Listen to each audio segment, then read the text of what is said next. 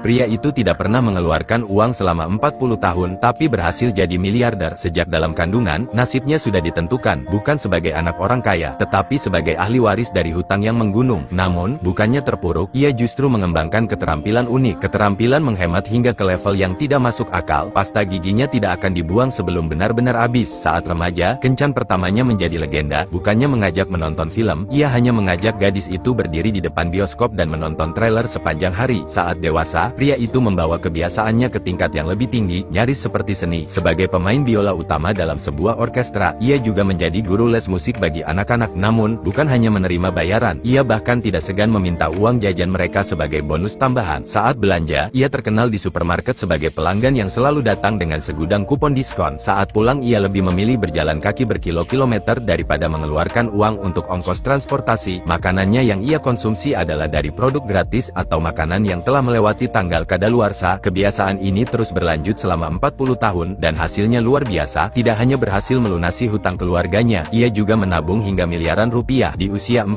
tahun, ia masih melajang, meyakini bahwa wanita dan anak-anak adalah musuh utama bagi dompetnya. Namun, segalanya berubah ketika seorang pemain cello muda yang baru bergabung di orkestra mulai tertarik padanya. Wanita itu mengagumi keahliannya bermain biola dan mengajaknya makan malam bersama. Pria itu langsung panik. Baginya, makan malam berarti membuang-buang uang. Ia pun segera melarikan diri sebelum sempat menjawab. Namun, setelah mendapat masukan dari penasihat keuangannya, ia mulai mempertimbangkan untuk mencoba berkencan. Meskipun setuju untuk makan malam, ia tetap berpegang pada prinsipnya, tidak mengeluarkan uang sama sekali. Namun, rencana itu mulai runtuh saat melihat wanita tersebut memesan seekor lobster biru super mahal. Sementara ia mengunyah roti gratis tanpa berani menyentuh menu. Saat tagihan datang, ia terkejut bukan main. Seumur hidupnya, ia belum pernah melihat angka sebesar ini untuk sekadar makanan. Namun, sebagai pria yang menjaga harga diri, ia tidak ingin kabur begitu saja. Ia harus menemukan cara untuk keluar dari situasi ini. Saat masuk ke toilet dan melihat alat pemadam kebakaran, sebuah ide muncul. Ia pun menekan alarm kebakaran, menciptakan kepanikan, dan dengan cerdik ia melarikan diri tanpa membayar. Setelah kejadian itu, ia semakin yakin bahwa tetap melajang adalah keputusan terbaik. Menurutnya, hubungan romantis hanyalah perangkap yang akan membuatnya kehilangan uang. Tapi, baru saja ia berhasil menghindari satu wanita, datanglah wanita lain, seorang gadis berkacamata yang mengaku sebagai anaknya yang telah lama hilang.